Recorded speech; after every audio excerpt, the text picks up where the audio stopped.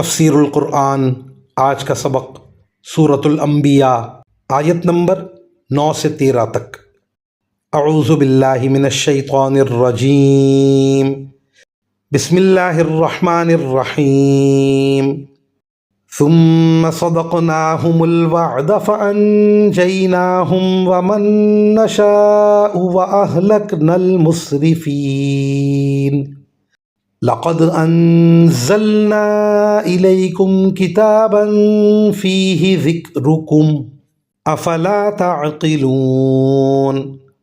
وَكَمْ قَصَمْنَا مِنْ قَرْيَةٍ كَانَتْ ظَالِمَةً وَأَنشَأْنَا بَعْدَهَا قَوْمًا آخَرِينَ فَلَمَّا أَحَسُّوا بَأْسَنَا إِذَا هُمْ مِنْهَا يَرْكُضُونَ۔ لا تركضوا وارجعوا إلى ما أترفتم فيه ومساكنكم لعلكم تسألون۔ ترجمہ: پھر ہم نے ان سے جو وعدہ کیا تھا اسے سچ کر دکھایا کہ ان کو بھی بچا لیا اور ان کے علاوہ جن کو ہم نے چاہا ان کو بھی، اور جو لوگ حد سے گزر چکے تھے انہیں ہلاک کر دیا۔ اب ہم نے تمہارے پاس ایک ایسی کتاب اتاری ہے جس میں تمہارے لیے نصیحت ہے، کیا پھر بھی تم نہیں سمجھتے؟ اور ہم نے کتنی بستیوں کو پیس ڈالا جو ظالم تھیں، اور ان کے بعد ہم نے دوسری نسلیں پیدا کیں۔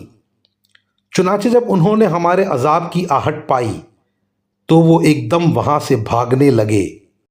ان سے کہا گیا، بھاگو مت اور واپس آ جاؤ اپنے انہی مکانات اور اسی عیش و عشرت کے سامان کی طرف جس کے مزے تم لوٹ رہے تھے، شاید تم سے کچھ پوچھا جائے۔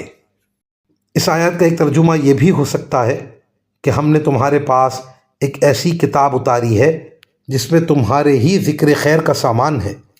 اس صورت میں مطلب یہ ہوگا کہ یہ کتاب عربی زبان میں نازل کی گئی ہے جس کے براہ راست مخاطب تم عرب لوگ ہو، اور یہ تمہارے لیے بہت بڑے اعزاز کی بات ہے کہ اللہ تعالیٰ نے اپنا آخری کلام تم پر تمہاری زبان میں نازل فرمایا، اور اس سے رہتی دنیا تک دنیا کی ساری قوموں میں تمہارا ذکر خیر جاری رہے گا۔ مزید فرمایا، شاید تم سے کچھ پوچھا جائے، یہ بات ان سے طنز کے طور پر کہی گئی۔ مطلب یہ کہ جب تم اپنے عیش و عشرت میں منہمک تھے تو تمہارے نوکر چاکر تم سے پوچھا کرتے تھے کہ کیا حکم ہے؟ اب ذرا اپنے گھروں میں واپس جا کر دیکھو، شاید تمہارے نوکر چاکر تم سے تمہارا حکم پوچھیں۔ حالانکہ واقعہ یہ ہے کہ اب نہ تمہیں اپنے گھروں کا کوئی نشان ملے گا، نہ عیش و عشرت کے سامان کا، اور نہ ان نوکروں کا جو تمہارے احکام کے منتظر رہا کرتے تھے۔ وآخر دعوانا ان الحمد للہ رب العالمین۔